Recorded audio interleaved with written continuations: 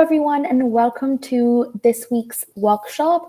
So in today's session, we're going to be focusing exclusively on the verbal reasoning section of the UCAT exam, which is an important exam that most medical students have to take to get into med school.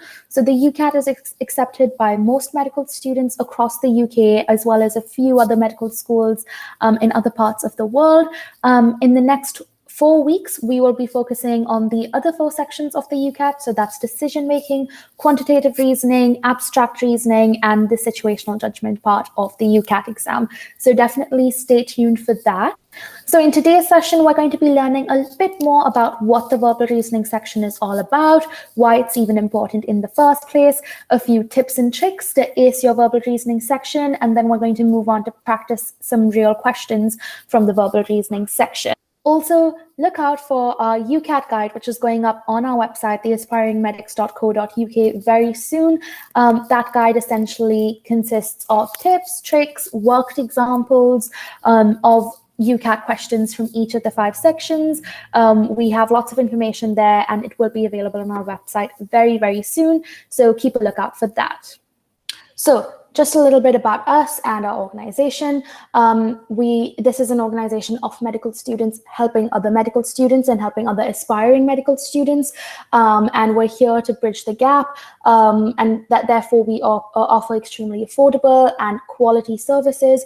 So most of our services, as you know, are free, just like today's workshop. And we have other services such as tracking your personal statement, interview tutoring, which are all extremely affordable. So please do check them out on our website.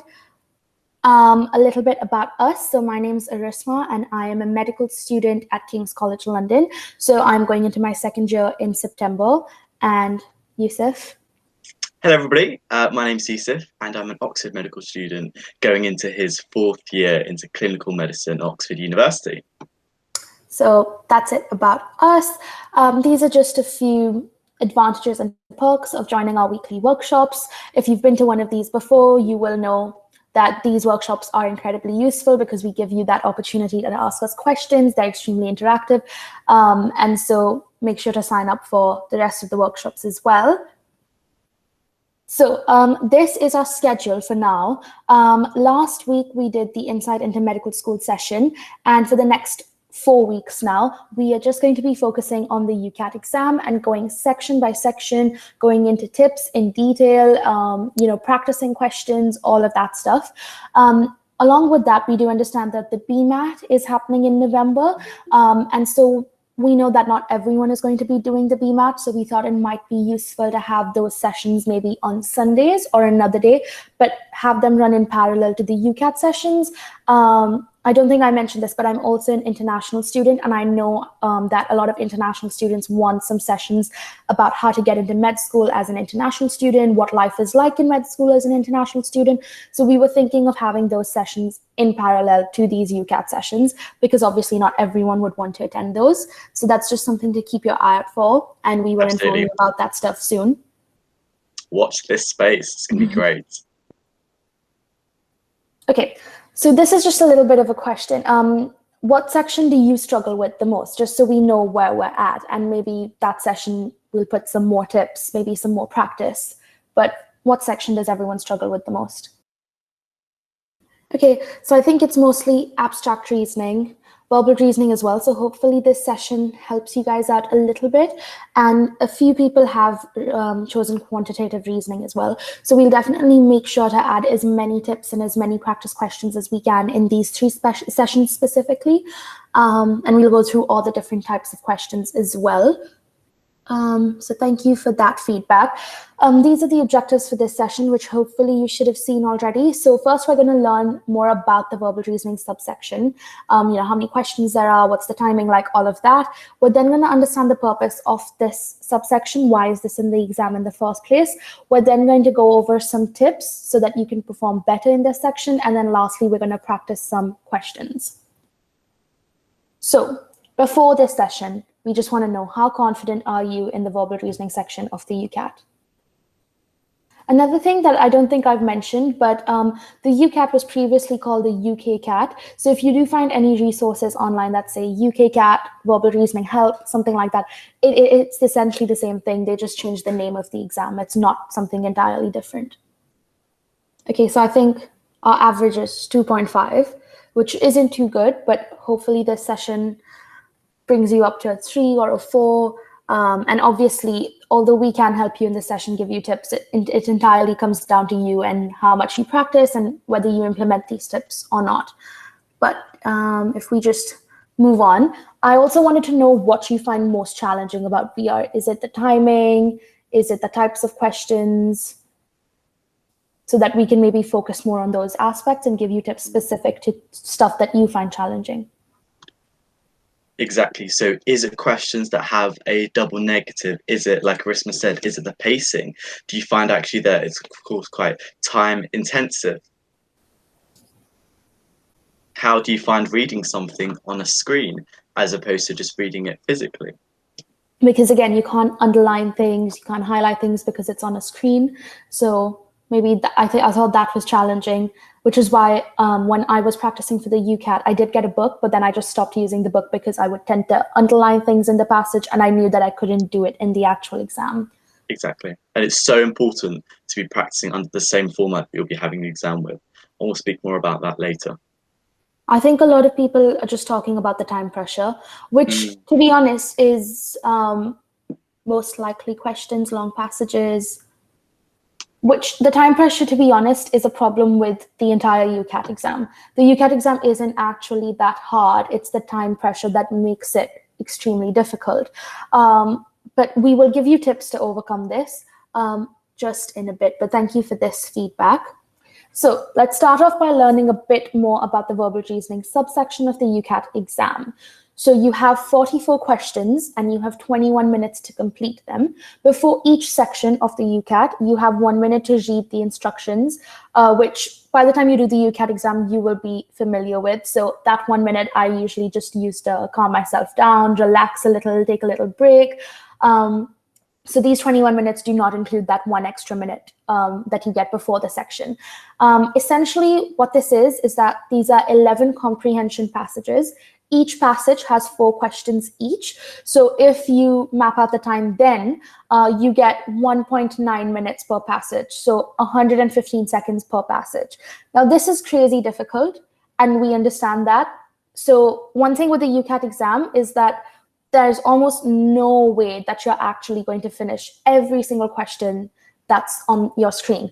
It's just very important to sometimes just flag the question and move on and let it go, because it's almost impossible to finish every single passage or every single question, not just in this section, but pretty much every section.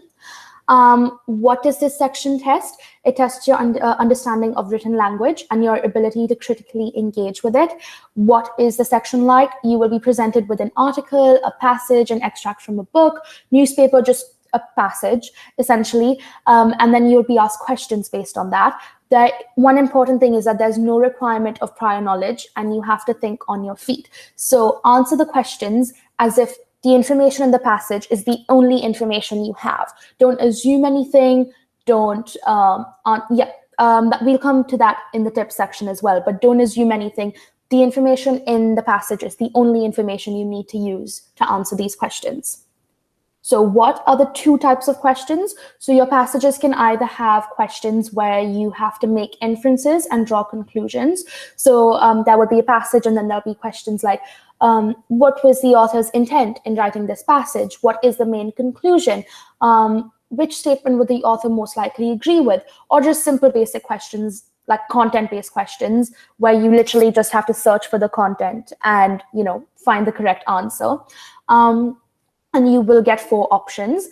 And the other type of question are the true, false, can't tell type, where they will give you a statement and you have to determine whether it's true, false, or can't tell based, again, on the information in the passage.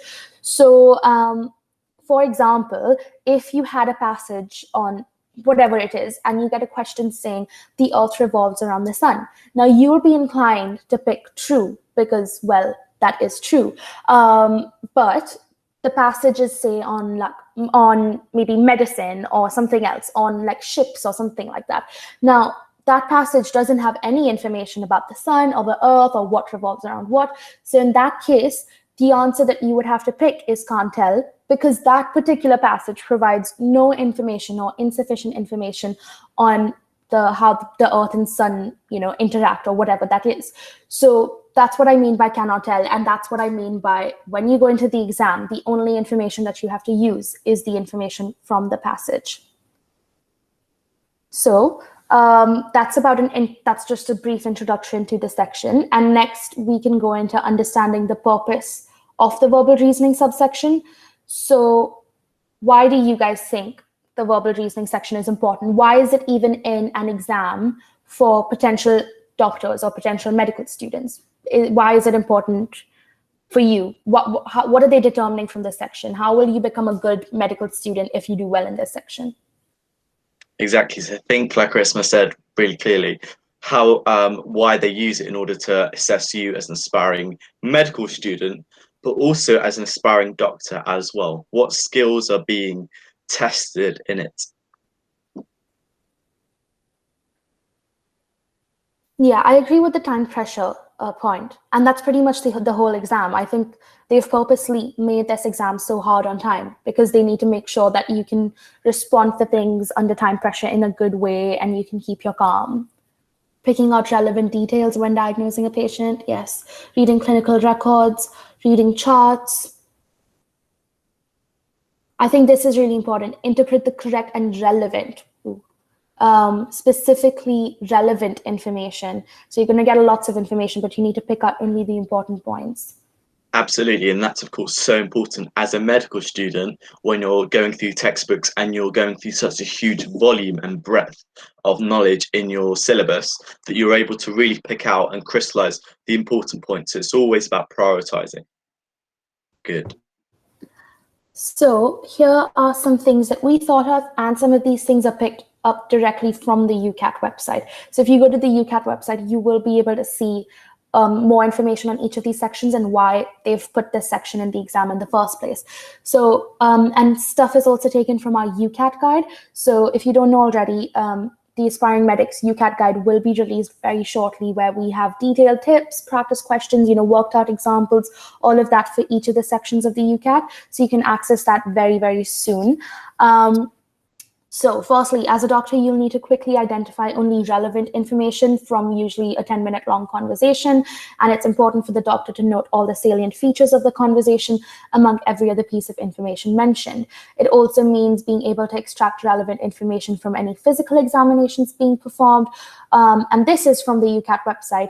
And it's about, you need to be able to explain your findings clearly and concisely to the patients, give them only the relevant information, and more importantly, obviously, you understand all the complicated medical jargon, but you need to be able to communicate that to them in simple layman language. And lastly, which I found very interesting, again from the UCAT website, is that you need to be able to interpret findings from published materials and then apply it to your own practice, because medicine is a science that's evolving all the time. And so, you're going to have research papers which are going to show you better practices, better technology, all of that. And you have to be able to critique that and, critique the validity of these findings and then accordingly add it to your practice or not. And this section tests all of these things, which I thought was pretty interesting. So that's it for the second objective. And now let's move into, looking at some useful tips to perform better in the verbal reasoning subsection. But before that, I thought we would start introducing some sort of quizzes in our workshops. So if you see the light bulb emoji, I mean, this is the only quiz question in today's session, but for future sessions as well, if you see this light bulb emoji, this is a quiz section. So if anyone can tell me what the two types of verbal reasoning questions are. True, false, can't tell. Yes, that's single best answer. Well, that's pretty much everything because it is an MCQ paper. Reading comprehension, yes. Yeah, there we go. Perfect. You guys have got it. True, false, can't tell, and single best answers. Yeah, so that's perfect. I'm glad that everyone's paying attention. And Great. now if we move on to tips to perform better in this particular subsection. So I've kind of just listed out all the tips on the next slide, and then I'll kind of be going into details, and then I'm sure Yusuf can add any other tips that he's thought of as well. Sure thing. So eight big tips for all of you. So we'll go through them step by step. So the first thing, I know all of you have said that the time pressure is insane, and that is one of the things that you struggle with. So one way to help you with that, or to make the time pressure less intense, is by improving your reading speed or practice your speed reading. So what I'd suggest is going to this website, Reading Soft, and essentially you just have to read a paragraph there, and then they check your reading speed, I think, and then you can practice your speed reading and improve it by downloading this Chrome extension. It's called Spreed or Spreeder. And if you just search it up on the Google Chrome extension store, you'll be able to find it. And what it does is that because it's a Chrome extension, any article that you read online, it'll make you read it in a much faster speed. So I think it shows you word by word or like 3 words at a time. And therefore your speed reading is improved. And you can do that while you're reading articles on our website. If you go to the Aspiring Medics, just like a cheeky plug there. But we have articles on our website, and you can use this Spreed extension on those. So that way you're not only getting information for your interviews and for your med school application, but you're also improving your speed reading. I've mentioned this one before. Do not use your own knowledge. And I gave you the example of the earth and the sun. So we've gone through that. Third, remember to skim read. So as we've mentioned before, this is about picking up the relevant information. So you don't need to focus while reading every single word of the passage. Skim reading usually is enough. And related to that is reading the questions first might be useful. So if you've read the 4 questions first, you know what to look out for. So, maybe identifying the keywords in those 4 questions and then going to the passage, reading the passage. So when you see those keywords, you will focus. But the rest of the time, you can pretty much skim read the passage, and that's usually all right. I'm going to skip this one for now, and we'll come back to that in a bit, because this is a tip for every single section, not just this one. But next, be strategic and determine which question type you're better at. So between true, false, can't tell, and the making conclusions, drawing inferences, that type of question, there's definitely going to be one type of question that you might find easier or you'll be better at. So do a bunch of practice questions to see which comprehension are you scoring better in, and then definitely attempt all of those questions. As I've mentioned before, it's nearly impossible for you to answer every single question and every single passage that comes up in the verbal reasoning section because of the time pressure. Less than 2 minutes per passage, nearly impossible. But if you're strategic, you can purposefully skip the questions or the type of question that you're not good at anyway. Because remember that each question is scored equally. Each question is worth 1 point. So you can purposely skip the questions that you're not that good at anyway, do the questions that you're good at so that you have a higher chance of getting those right. So be strategic that way. Practice is And then with obviously... that one, in essence, you can just prioritize the one you're strongest at, and so that you're not wasting time on ones that you're really unsure of, and that you're not sure, whether an extra minute or 2 would add anything. And therefore you can, of course, just come back to it at the end. Exactly, yeah.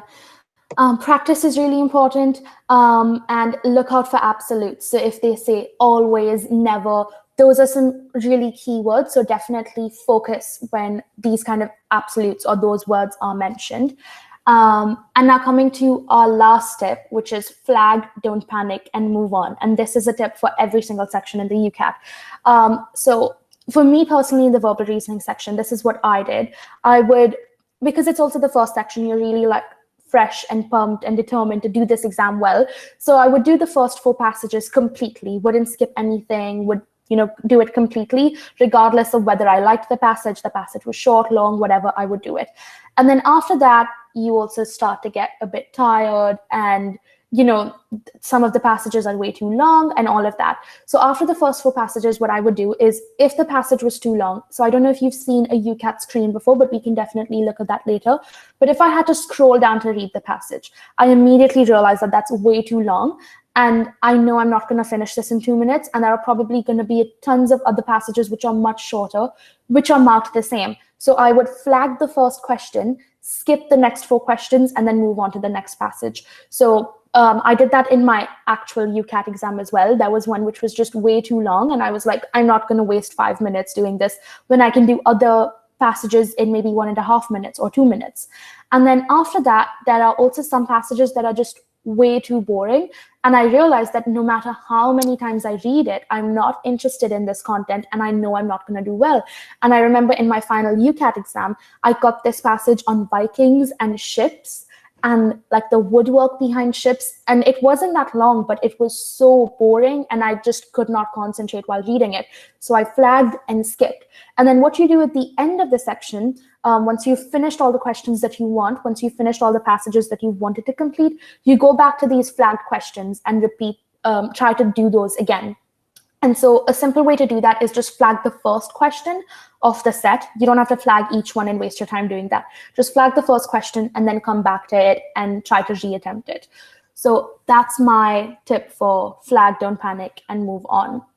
There's an acronym to that the military use, which is OODA, and what it stands for is observe, orient, decide, and act. And so that way you're not freezing. So when you have a look at a passage like, I don't know. So make a decision and then be able to be conscious of how long it will take you to go through.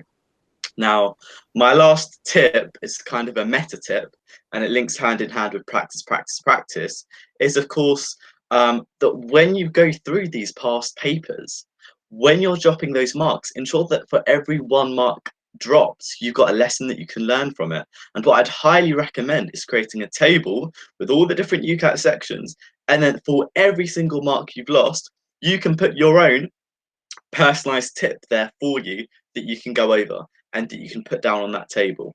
So that's something that you can then use, of course, before you do a past paper, but that's also something that's going to be particularly effective the night or morning before your UCAT exam for you to brush over. And that's exactly the same technique that I'd recommend for our academic students at GCSE level or A level. So ensure that you're learning from each and every single one of your mistakes and you're keeping a record of them. And again, coming back to the be strategic point, if every time you get a question wrong and you're making a tip for yourself, also you will notice what kind of question you got wrong. So definitely keep that in mind as well. And as Yusuf said, that tip works for every single section of the UCAT, and not just that, just every single aspect of your life as well. I especially used that tip for the abstract reasoning section because I was particularly bad at that one, where there's so many shapes and rules and this and that. And the night before the exam, I went through all of the mistakes I'd ever made, all the rules that I ever made, and I actually did better in the abstract reasoning section than I did in decision making, which I thought I was good at. So this really definitely actually helps. So try to implement as many of these tips as you can while doing the exam.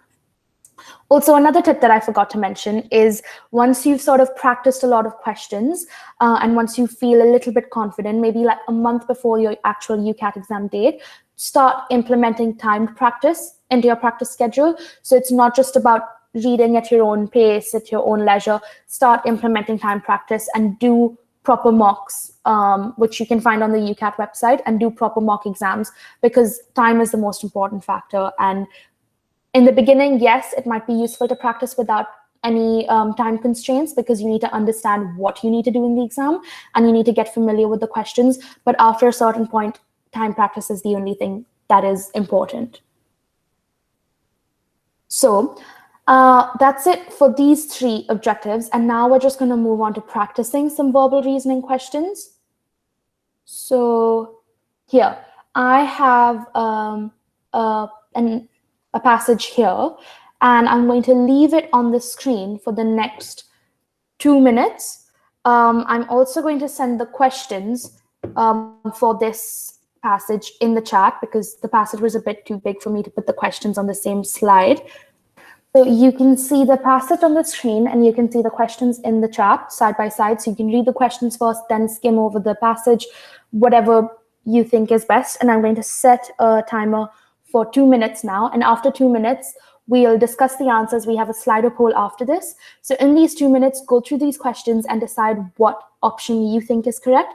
We're then going to go to Slido and see what the correct answer is and discuss why, it's not the other options and why it's this particular option, and we can answer any questions that you have. So your 2 minutes start now. Okay, so that's your 2 minutes. I'm now going to, okay, these were the questions which I put in the chat. So which of the following can be inferred from the passage? I think the passage is on my screen, but I think you should be able to see the options on your Slido tab. Can someone just let me know if it's working all right?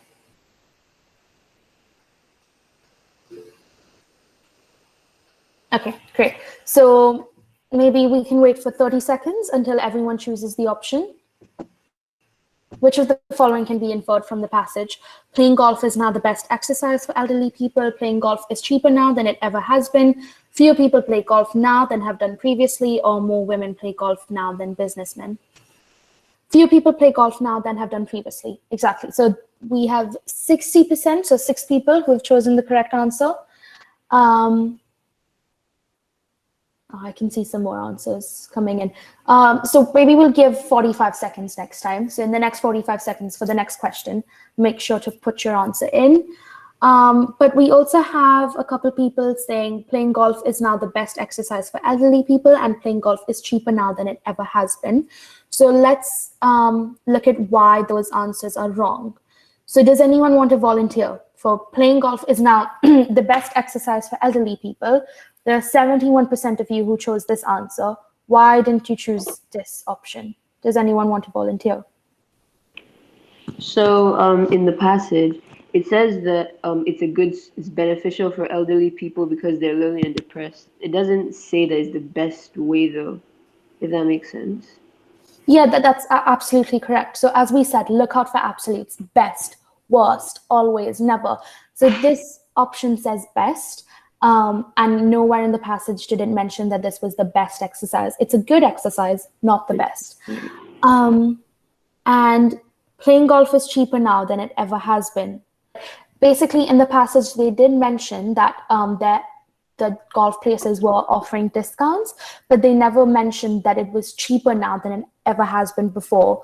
There are discounts, but we don't know how it compares to golf prices in the past. So no information on that was mentioned, and no one picked this answer anyway. So this is pretty good that 71% of you got this answer right. Next, the author suggests that which of the following is happening as a result of the economic downturn. So, okay, we're going to look at the answers now. So golf clubs are looking for alternative ways of generating income. Only the more affluent golf clubs are surviving financially. All clubs are now staying open when conditions are unfit for play. So this is the correct answer. Golf clubs are looking for alternative ways of generating income. So it says more affluent clubs are surviving by diversifying and opening their facilities for private hire and various other functions and events. So that's direct proof that golf clubs are looking for alternative ways of generating income. But why is it not B? That's because the second paragraph again states that golf clubs have been hit hard in these financially difficult times, and that includes affluent clubs as well. They didn't mention that it was only the other clubs. And then all clubs are now staying open when conditions are unfit for play, because it doesn't say that every club has been, again, all is an absolute. So it doesn't say that every club has been forced to open when conditions are unfit for play. It just says that, I think in the first paragraph, it was just that under these conditions, the greenkeepers would have normally closed the course. But, and then however, due to the economic downturn, many normal things no longer happen. But again, all was an absolute, which is why you need to be wary of those kind of options. And no one chose this option. So this was pretty good as well. A lot of you got this question right. Moving on. According to the passage, the author believes that golf. So we have 77% of people saying improves well-being, which is the correct answer. So if we look at these two options, one, is accessible to everyone is incorrect. But yeah, so it says that golf is considered a luxury by many people, and many people are choosing not to spend large sums of money on membership fees, so it's not accessible to everyone. And he doesn't think that it should be a luxury because in one of the paragraphs he mentioned, the author mentioned that golf has been seen as a luxury, and that's unfortunate because he mentioned that exercise and social interaction was very important for older people, and if only it was more accessible, this would be a great way for older people to get some exercise and get some social interaction. So it's not these two options, but it is the one thing. Absolutely. So the one thing to say with that is, so be careful when you see the word luxury, because I know the easy thing to go, right, that means it should be a luxury. But actually, he's saying the opposite. He's saying that it is a luxury in itself in terms of it being far too costly, and therefore that in itself is something that should be improved because of the fact that it's so beneficial for them in terms of physical and social benefits of it. So that's the thing to be careful of, and that's why it's really going to be testing your understanding, and that's how in essence they can differentiate between students in terms of that, in how they've understood it, or whether they just see the term and think, right, boom, but they don't think, okay, is it actually going for, or is it going against, or is it neither for that particular statement? Yeah, definitely. And if you just move past luxury, the next sentence talks about how it improves well-being. So don't get trapped. I mean, we did say skim read, but go through the stuff as well. If you see a keyword, that's not the answer. If you see a keyword, that's your hint that I need to read this entire section with a bit of focus. So I think this is the last question of this passage, but which change would the author most likely make in order to increase the popularity of golf? I know this was a question that someone said they struggled with, the most likely questions. So maybe we can go through this question, and if we talk about why the other options are wrong, it might help. Okay, so we have 92% of you saying reduce membership rates, which is correct. And I'm guessing 1 or 2 people have mentioned extend opening hours.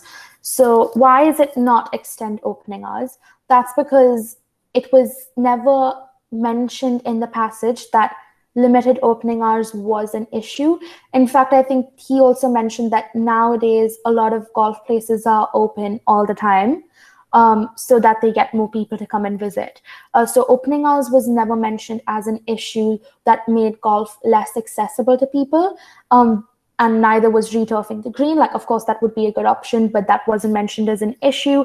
And introduce discounts for businesses. I think he mentioned that golf is still popular with businessmen, so that definitely wasn't an issue. So the main issue that's making golf less accessible to people is the membership fees and how that's high. So this would be the change that the author would most likely make in order to increase the popularity of golf. So that was one entire passage, and that was making inference, drawing conclusions type passage. And most of you did pretty well in this. So absolutely, that's really a great impressed. sign. Well done, guys. Yeah, that's an absolutely great sign. So definitely, have that self-confidence. This is a good sign. And now the next passage that we have is a true-false can't tell type passage. So again, I'm going to give you 2 minutes to go through the passage, and the questions are on the next slide as well. And then just go through everything. And then after that, again, we're going to give you 30 seconds per question to answer that on Slido, and we'll discuss what answers the correct answer. So 2 minutes to read this passage and go through these 4 questions. And the options for all these 4 questions are true, false, and can't tell. So the first question is, if the pound devalues against another currency, exports from the UK to that country will cost less in the country buying them in currency terms. So this is a bit of a wordy question, a bit complicated, but most of you have gotten the right answer, and that is true. So I'm going to explain why the answer is true. So if you look at the last paragraph in the passage, the second sentence, it says, by contrast, if exchange rates fluctuate, my UK pounds may buy fewer euros when the pound devalues, so a holiday in Portugal becomes more expensive. So what this sentence means is that if the exchange rate devalues, then my UK pounds, say if I had £5 normally, they would normally buy me, say, 7 euros. I don't actually know the exchange rate, but let's just imagine that 5 UK pounds would normally buy 7 euros. now that the pound has devalued, my 5 UK pounds, instead of buying me 7 euros, are only going to buy me 6 euros. So that's what I mean by the fact that the pound is devaluing, that instead of 7 euros, I'm only getting 6 euros. So now the next part of this question is about exports. So we're exporting a good from the UK to another country that uses euros, for example. So I'm selling apples, say from the UK to Spain. Now my apples, I'm still going to sell them for £5. But earlier, a lady in Spain was paying 7 euros for those apples. But now that the pound has devalued, she's only paying 6 euros. And that means that it's costing less in that other country, that country being Spain, and she's paying less for those apples, even though I'm charging her the same amount in my currency, she's going to be paying less because the UK pound has devalued. And that's why the answer to this question is true. So this was a very tricky, passage and a very tricky question, because you really had to understand that one sentence and then work through it in your head. And honestly, I only kind of get it because I studied economics. So if you got this wrong, I don't blame you at all. This is the kind of question that you can flag and skip, and that's all right, because it did definitely take me more than 30 seconds to understand. Another tip that I don't think I explicitly mentioned was that do not leave anything blank in your exam. So this is a multiple choice question. Whatever option you choose, you have a 25% chance of that being the correct answer. So at the end, when you have, say, a minute left, regardless of how many questions you have left, even if you're in the middle of a question, whatever it is, when you have a minute or a minute and a half left, go through all the unanswered questions that you have and just pick any option. You have a 25% chance that you get that answer right. And that's better than leaving it blank where you know for sure you've gotten it wrong. So do that as well. When I say flag, skip, move on till the last minute, and then come back and just guess the answers. So if you guessed in this question, I would say that's perfectly all right. If we move to the next question, a person using the euro in France or Germany will be unaffected by changes in exchange rates between the euro and the UK pound, even if they purchase goods imported from the UK. Again, a wordy question. So 67% of you have said false, which is absolutely right. And that's because in the passage, they did mention that currencies are always vulnerable to fluctuations, except if you have the exact same currency. So in France and Germany, they both use just the euro, which is the exact same currency. But in the UK, you use pounds, which is a different currency, and exchange rates will always fluctuate. And so if they're purchasing goods imported from the UK, so coming from the UK, which is in pounds, definitely they will be exposed to exchange rates, which are always fluctuating. So these people in France and Germany will be affected. So this statement is false.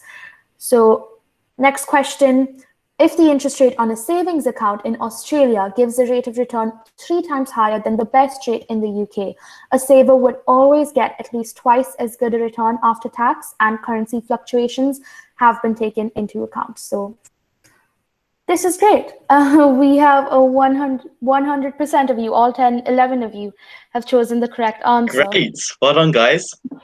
That is absolutely amazing.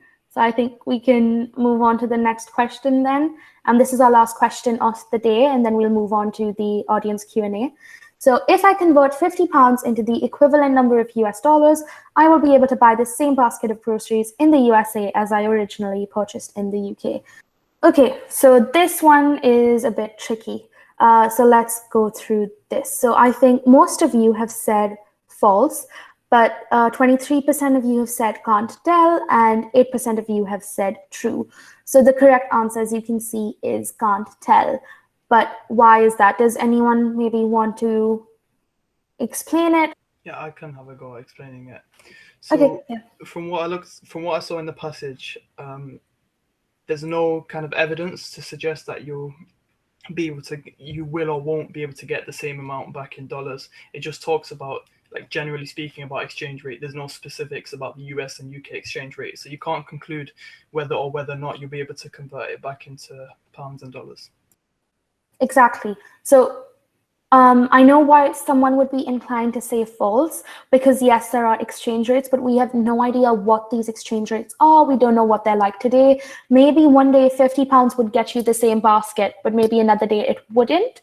And that's why we can't tell. All they've spoken about is how these exchange rates fluctuate, but they haven't explicitly told us what the exchange rate is like between the US and the UK. So the answer for this question is can't tell. So that brings us to the end of our practice questions. That brings us to the end of the session as well. We've covered these 4 objectives, and now we're just going to quickly go into some feedback, which shouldn't take more than 2 minutes, and then we can move on to the audience Q&A section. So now at the end of the session, how confident are you guys in the verbal reasoning section of the UCAT? So I think we have a 3.8 right now, which is definitely better than a 2.5. And I'm sure that if you guys practice these questions more and more, it'll go up to a 5 as well, because this section isn't hard. It's just the timing that makes it hard. So with Absolutely. practice, definitely this is going to get better.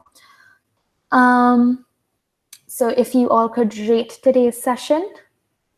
And if you have any suggestions for how we could make the session better, or how we could make future UCAT sessions better, because they're pretty much going to follow the same format, then please leave that in the audience Q&A section, because that's anonymous, or in the Google Meets chat, so we can implement those changes.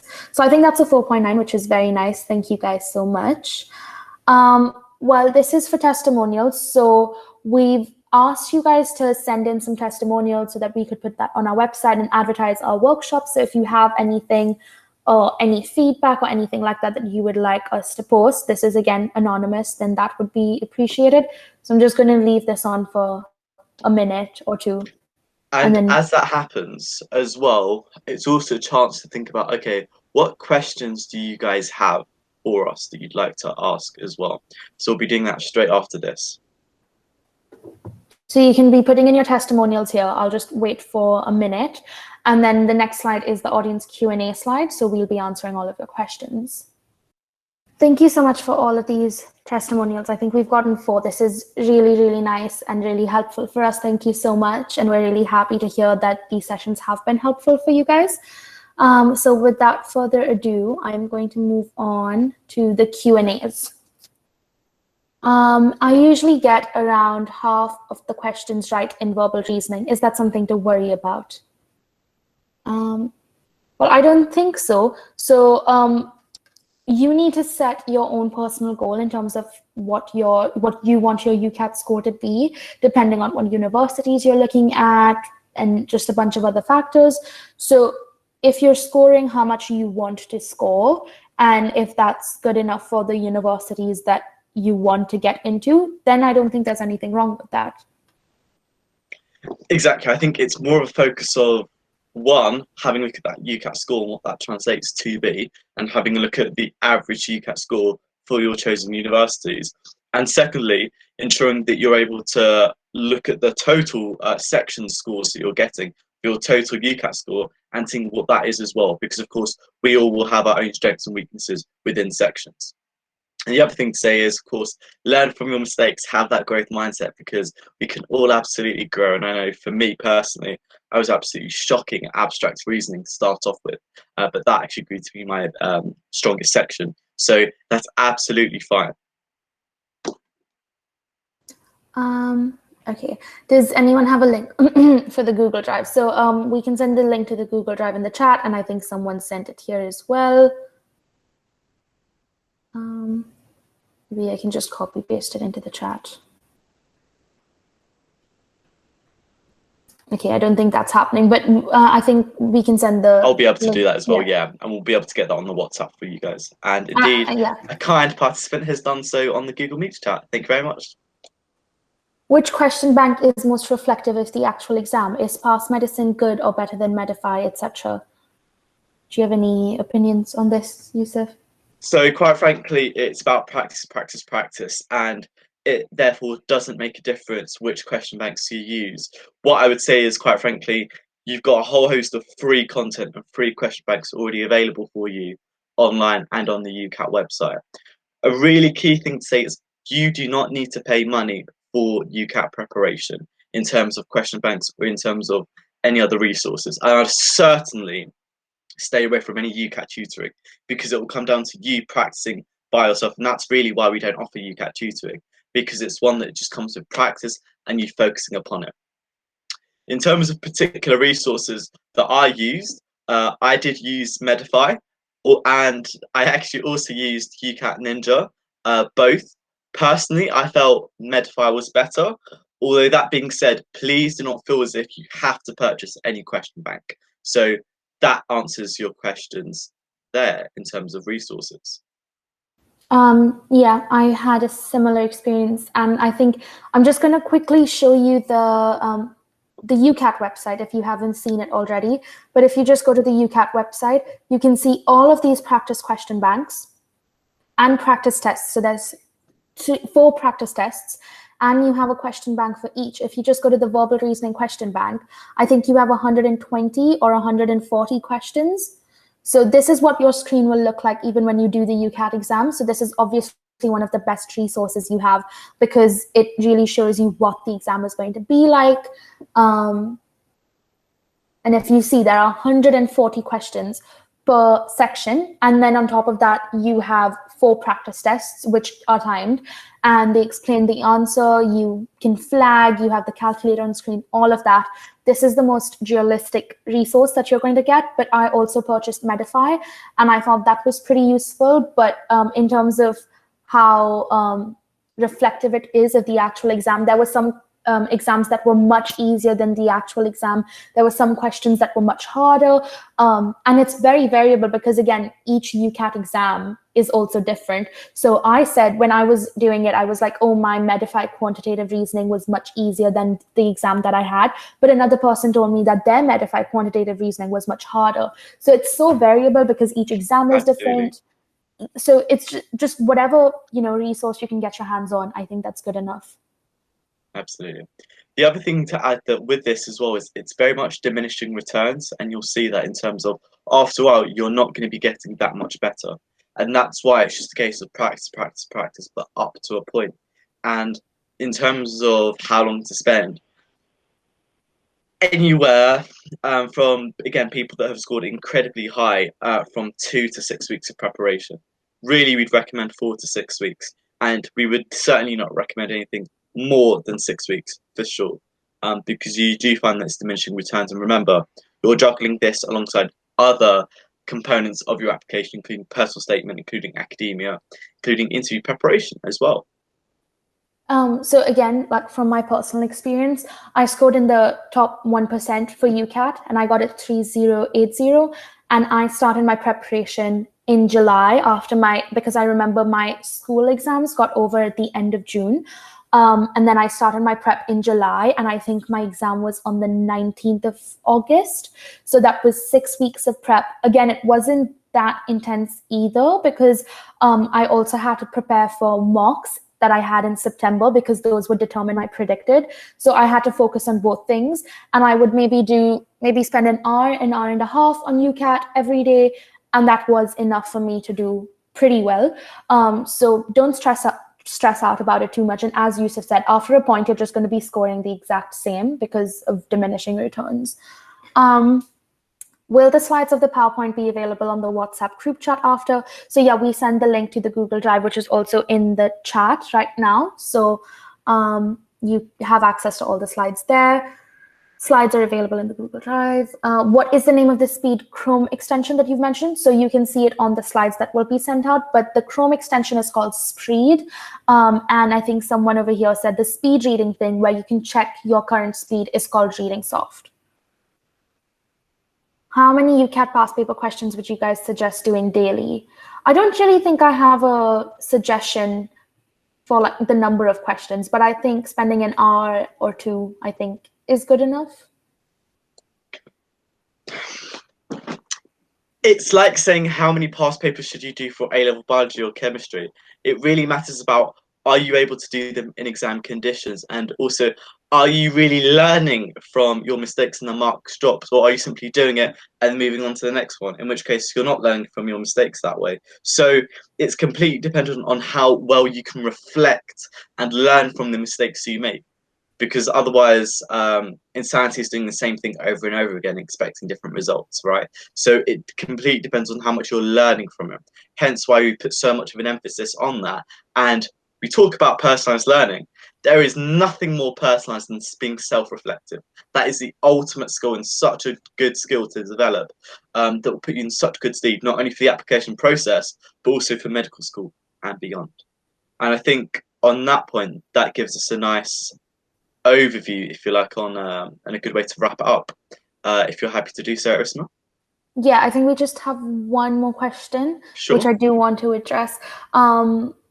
And that's, where is the theory of the UCAT? So there isn't any actual theory of the UCAT. It's just general, like even for math, it's very basic stuff that you would have already learned. And as you do mock practice questions, of course, if you come across something that you don't know about, you can look into it later on. But most websites have basic theory of UCAT. But the most important thing, and this is for international students, and that is that you need to know the conversion. I think most international students will be using the metric system, so kilometers, all of that. But I think in the UK, sometimes they use yards in the quantitative reasoning section. So you need to know that conversion, and you need to know what pennies, quarters, all of those things are, because I didn't really know what each of those coins, what their value was. So you need to know that. And just some basic conversions. As an international student, you might be using a different system of measurement as opposed to the people in the UK. So make sure you know all of that. But that's the only theory I'd recommend learning. And that's just because you live in a different country, not because the actual exam asks for it. And I think that brings us to the end of today's session. Absolutely. So thank you so much, everyone, for joining. I hope this session has been helpful. And we'll see you again next week, where we will be looking at decision making, which is one of my favorite sections. But yes, thank you so much for joining.